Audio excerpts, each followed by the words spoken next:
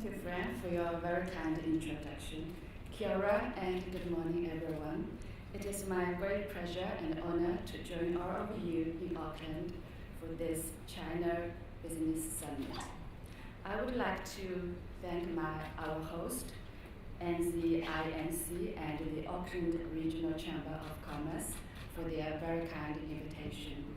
I also would like to take this opportunity to thank Prime Minister Ardern and Minister of Trade, Minister Parker, for their very positive remarks for developing China-New Zealand relations.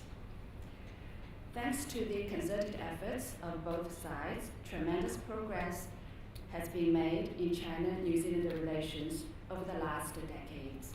Our leaders have kept in close touch with each other.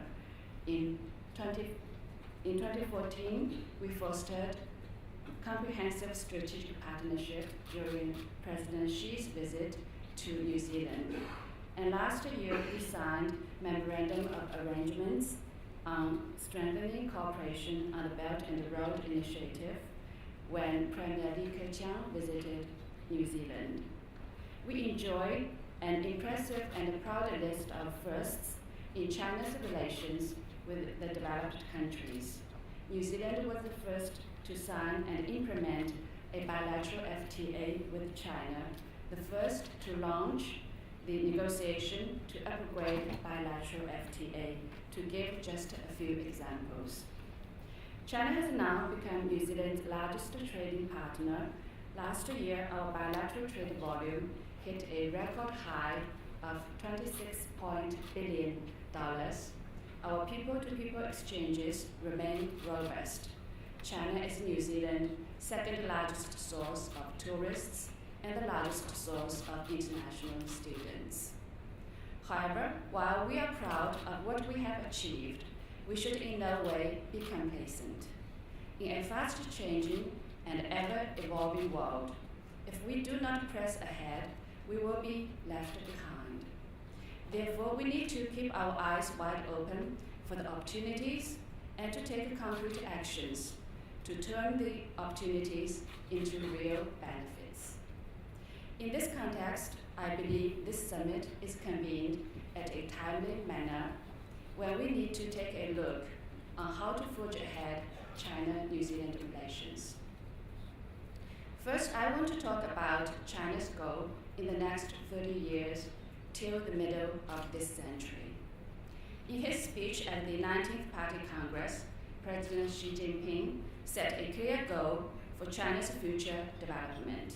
It means by 2020, China will complete building of a moderately prosperous society in all aspects.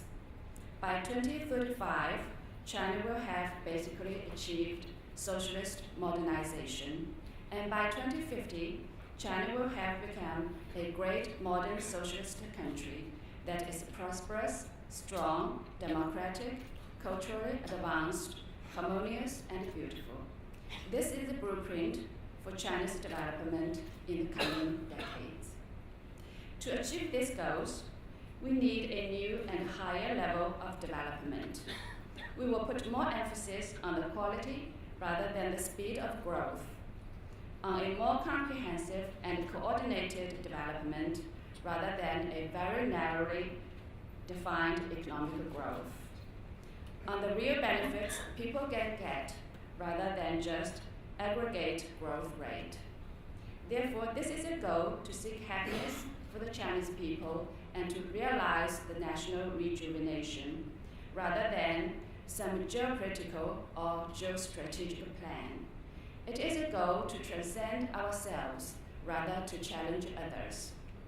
Our efforts are already getting great changes, or positive changes. In 2017, consumption contributed almost 60% of China's economic growth, and the share of the service sector rose to more than 50% of GDP. Contribution of technological progress to GDP growth increased by 57%. With consumption, the service sector and emerging industries playing a bigger role.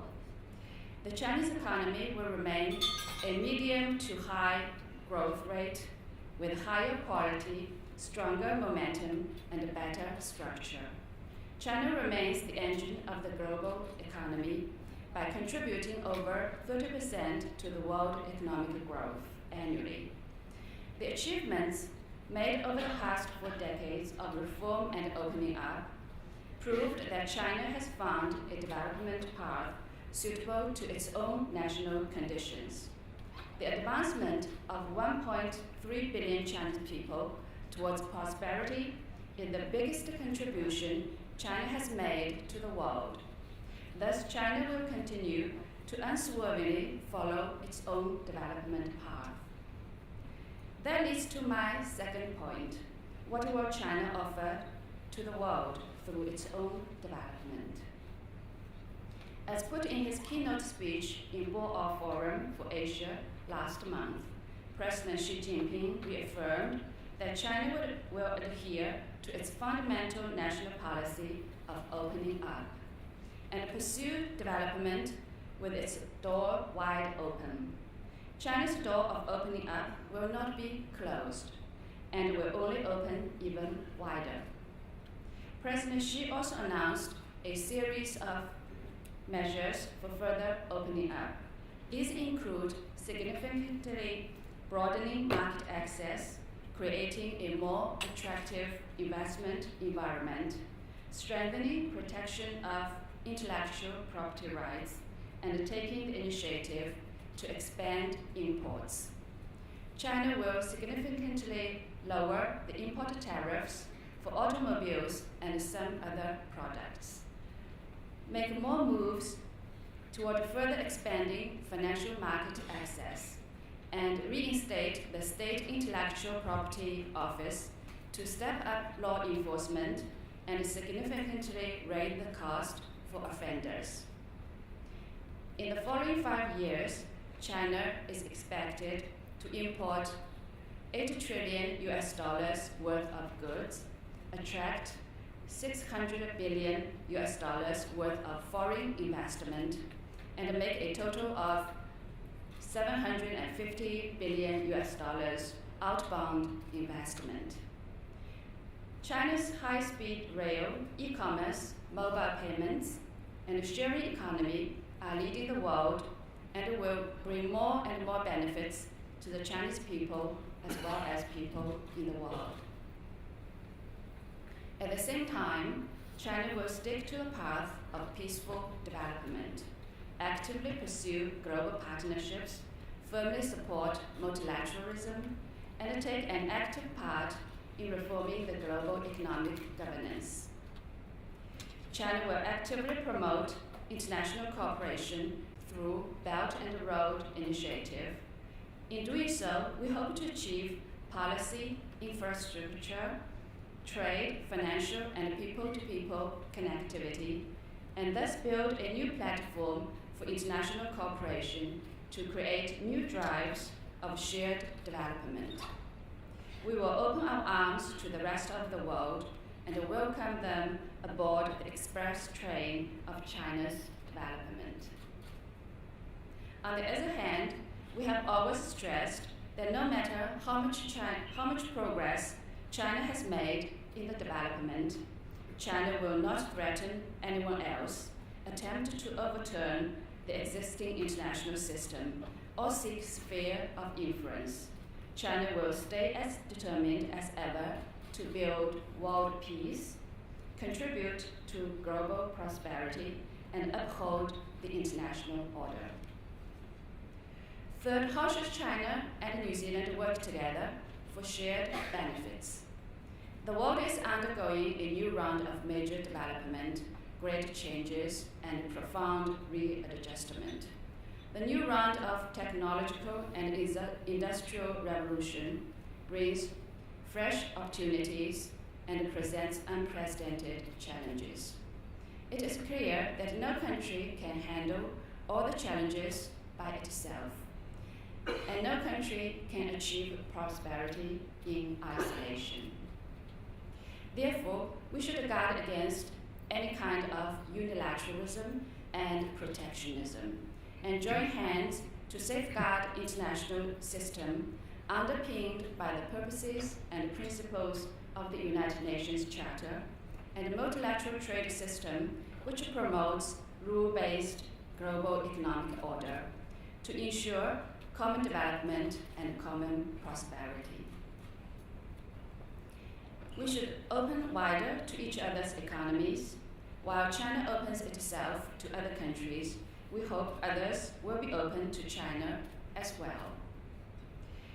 The progress in China-New Zealand relations in the past decades is an excellent example of opening to each other, bringing mutual benefits and achieving win-win outcome.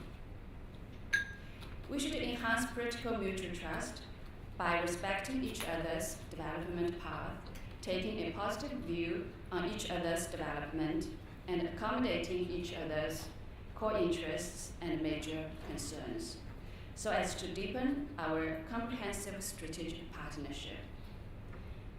It is one of China's fundamental principles of foreign policy that China does not interfere into any other country's internal affairs. Likewise, we do not want to see any other country interfere into that of ours. We should expand mutually beneficial cooperation. There is a lot we can do together, such as advancing cooperation on the Belt and Road Initiative, reaching more consensus on upgrading bilateral FTA to expand the bonds of trade, thriving to realize the $30 billion goal for two-way trade by 2020. In November, China will host the first International Import Expo in Shanghai, through which China would like to share development opportunities with New Zealand and many other countries. What's more, we can further tap cooperation potentials, especially in the fields of IA, the artificial intelligence, environmental protection, food security, and so on. Last but not least, we should enhance our cooperation on regional and international issues, such as climate change, global governance, non-proliferation, and many others, to address the challenges we both face. Economic cooperation is the bedrock and the propeller of China-New Zealand relations. The business community always stands at the forefront in supporting the development of China-New Zealand relations. It is important to keep one's eyes wide open in a fast-changing world. But what's more important is to take concrete actions. As President Xi said at Boao Forum, a mountain is formed by accumulation of earth, and an ocean is formed by the accumulation of water. Success only favors those with courage and endurance. So let us join hands, roll up our sleeves, be ready for the hard work to further promote this very important and promising relationship for the benefit of our two peoples and for the sake of peace, stability, and the common prosperity of the region and beyond. So finally, let me wish this China Business Summit a complete success. Thank you very much. Thank you very much, Ambassador. That was a very